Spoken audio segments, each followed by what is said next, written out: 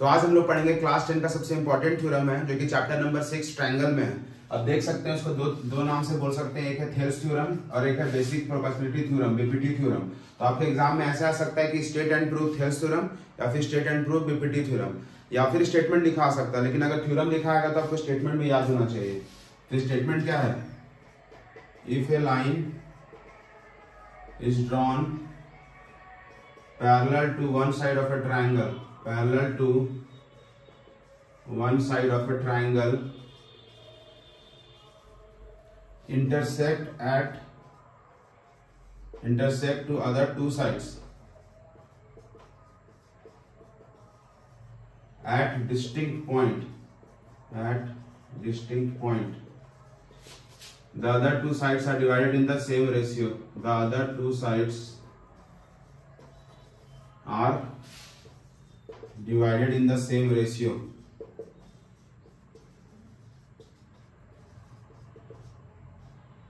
तो आपको इतना स्टेटमेंट भी याद होना चाहिए। देखिए स्टेटमेंट को आप समझते हैं, स्टेटमेंट एक्चुअली है क्या? स्टेटमेंट से ही फिगर बना लेंगे हम लोग। बोलता है if a line is drawn parallel to one side of a triangle, सबसे पहले क्या करना है? ट्रायंगल बना लेना है,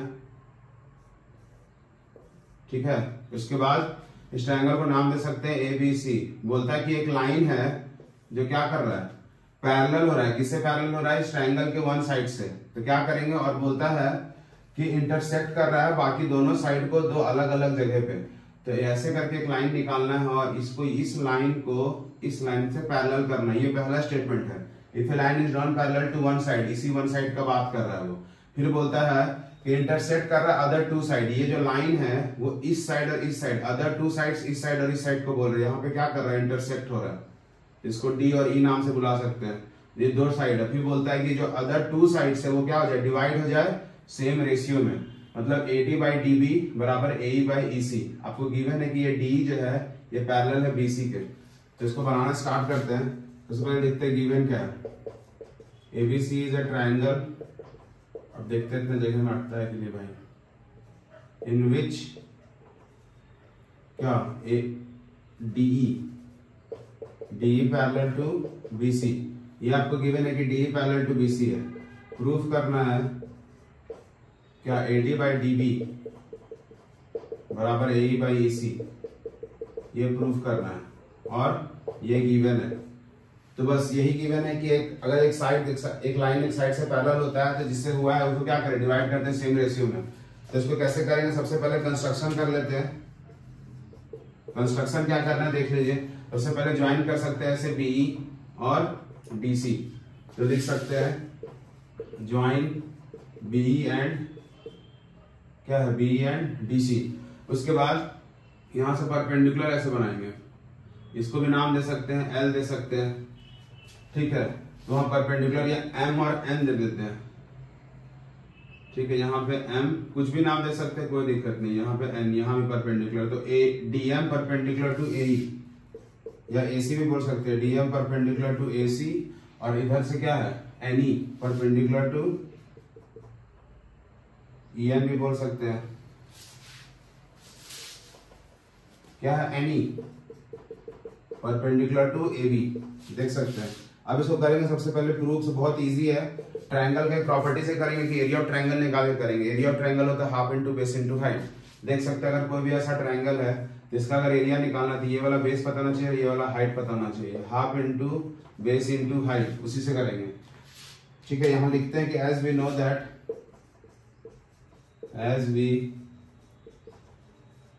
that area of triangle equal to क्या होता है? Half into base into height. इसी प्रॉपर्टी से बनाएंगे। तो देख सकते हैं यहाँ पे कितना ट्रायंगल फॉर्म हो रहा है। सबसे पहले ये ट्रायंगल है, दिख रहा है। इस ट्रायंगल में ऐसे करके ट्रायंगल है। इस ट्रायंगल में यहां से दिख रहा है परपेंडिकुलर, क्या नाम है? EN। और किसके? इस बेस के, ऐसे क्या नाम है? AD। अभी वही लिखने वाले हैं। तो लिख सकते हैं। सबसे पहले स्टार्ट करेंगे अब। तो लिखेंगे एरिया ऑफ ट्रायंगल कौन सा है? ADE। वो क्या होगा? Half into NE into AD होगा ना। उसके बाद एक और ट्रायंगल है, देख सकते हैं इसके जस्ट नीचे, ये वाला ट्रायंगल। तो ये वाला ट्रायंगल कुछ ऐसा है। यहाँ पे D है, यहाँ पे B है, यहाँ पे E है। अब इस पे भी परपेंडिकुलर है। इसका परपेंडिकुलर एक्चुअली बाहर है, ये दिख रहा है ये वाला एनी, याद रखिएगा कि ये ट्रायंगल और ये ट्रायंगल सेम साइड वाले ट्रायंगल का जो परपेंडिकुलर है उसे क्या रखना है, सेम रखना है।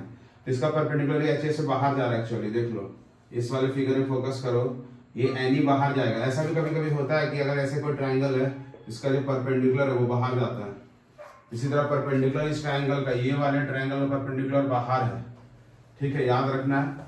अब इसको कैसे लिखेंगे, उसी तरह लिख देंगे एरिया ऑफ ट्रायंगल, इसको ऐसे मान सकते हैं इक्वेशन 1, फिर लिख सकते हैं एरिया ऑफ ट्रायंगल वो क्या है BDE, वो क्या होगा half into BD into any. याद रखिएगा, देखिए यहाँ भी एनी है यहाँ भी एनी है, तो half into base into height, आपको इसमें एनी हाइट है वो सेम रखना है, वो आपको याद रखना है। ये इक्वेशन 2 है। अब क्या करेंगे, दोनों इक्वेशन को डिवाइड कर सकते हैं, ठीक है। जब डिवाइड करेंगे, डिवाइड 1/2, तो कुछ ऐसा होगा, एरिया एरिया यहाँ डिवाइड हो जाएगा, तो लिखाएगा area of triangle ADE by area of triangle BDE। और इधर क्या होगा, जब डिवाइड होगा half into any into BD, half into any into BD, और divided by half into BD into any, any into BD।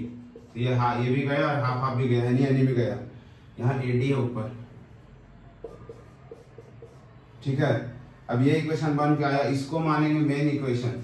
यहां से क्या निकल के आ रहा है, यहां से निकल के आ रहा है AD बाय BD, इसको मानेंगे A, पहले 1 2 माने फिर A माने, तो ये वाला जो वैल्यू है वो किसके बराबर हो गया, AD बाई BD के। इसको अगर भुला दो तो एक स्टेप और होता, जगह कम है यहाँ पे, ठीक है। उसके बाद अब इसी तरह सेम कहानी करेंगे इधर वाले ट्रायंगल में, ये बेस ये हाइट, अब हाइट 2 बार DM DM जाएगा, जैसे यहाँ पे एनी एनी था वहां पे DM DM रहेगा। अब कैसे करेंगे, अब फिर सीधा से लिखना चालू करते हैं। In triangle ADE, in triangle ADE क्या होगा, area of triangle ADE equal to half, इसका बेस कौन है, ये वाला बेस AE है, और हाइट कौन है, ये DM है, तो इसको मान लेंगे इक्वेशन 3। यहाँ 1 2 था फिर A था, इस पर 3 आया, फिर से एक और ट्रायंगल दिख रहा होगा ऐसे करके, ऐसे बाहर दिख रहा है, यहाँ पे E है, यहाँ पे D है, यहाँ पे C है। अब इसका भी हाइट ऐसे बाहर है जो DM है, बताए थे ना अभी, जस्ट हाइट बाहर होगा तो दूसरा कभी निकालेंगे तो क्या होगा, area of triangle ADE equal to half into C, half into C, सही है ना, इधर BD AD AE C, ये बहुत इजी है, अगर एक बार समझ लोगे आराम से बनेगा। ये इक्वेशन 4 है। अब फिर से दोनों को डिवाइड करेंगे, जैसे यहाँ किए थे 1 और 2 को, तब यहाँ 3 और 4 को डिवाइड करेंगे, डिवाइडिंग 3/4। इधर क्या आएगा, area of triangle ADE by area of triangle, यहाँ क्या होगा, यहाँ होगा DEC, area of triangle DEC, फिर half into AE into DM, फिर से हाफ इंटू क्या होगा CE इंटू DM, देख लीजिए ऐसे ही, फिर से हाफ हाफ गया, DM DM गया, तो क्या बचेगा, AE बाई EC, इसको मान सकते हैं इक्वेशन B। देख लो राइट साइड में इक्वेशन के AD बाई BD और AE बाई EC बच रहा है, AD बाई BD और AE बाई EC, जो बेस था ना, बेस याद है, ये सब कटेगा, हाइट हाइट हाफ हाफ, जब डिवाइड करेंगे तो हाइट सेम रखना है, परपेंडिकुलर कटेगा, तो देख सकते हैं जो प्रूफ है वो आ रहा है राइट में, AD बाई BD और AE बाई EC।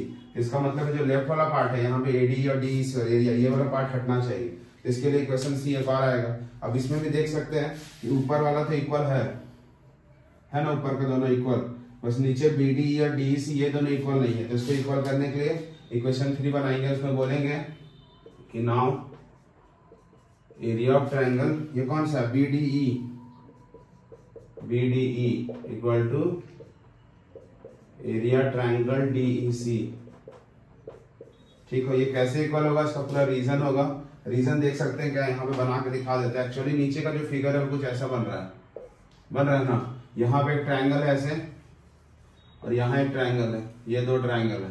अब ये 2 ट्रायंगल, ये वाला ट्रायंगल इक्वल होगा एरिया में, क्यों होगा, क्योंकि ये जो है वो सेम बेस पे बना है, ये है बेस DE, तो लिख सकते हैं BDE और DEC, ट्रायंगल BDE ये मेरा D है and triangle DEC are on the same base, base का नाम भी लिख सकते हो, DE लिखना ही पड़ेगा, and between same parallel line, same parallel line. कौन सा लाइन है देख सकते हैं, ये parallel DE parallel to BC, DE और BC के दोनों पैरेलल लाइन के बीच में है और सेम बेस में, इसलिए दोनों का एरिया क्या होगा, इक्वल होगा। इसको इक्वेशन C मानेंगे। अब यहाँ लिखेंगे finally from A, B and C, ABC से क्या होगा कि राइट लेफ्ट और लेफ्ट वाला पार्ट का ऊपर वाला इक्वल है, नीचे वाला नहीं है। उसको इस तरीके से इक्वल कर दिए।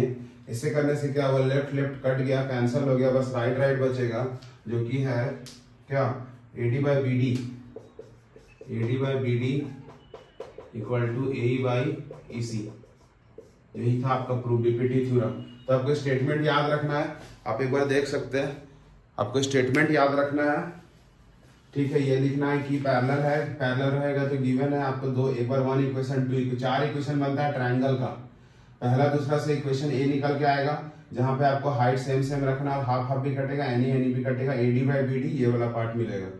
फिर से इक्वेशन 3 और 4 निकालेंगे, उसमें भी हाइट सेम रखना है, DM कटेगा, हाफ कटेगा, AE बाई EC मिलेगा, ये वाला पार्ट, ठीक है। कहीं कुछ गलती होगा जरूर बताइएगा। उसके बाद नीचे वाला ये वाला पार्ट और ये वाला पार्ट को इक्वल करना है, BDE और DEC को। कैसे इक्वल होगा यहाँ बता चुके हैं, ऐसे करके ये वाला और ये वाला ट्रायंगल और ये वाला ट्रायंगल इसी बेस DE में है और सेम पैरेलल लाइन DE और BC में है, DE में है, DE और BC में, इसलिए from A, B and C से ये बनेगा।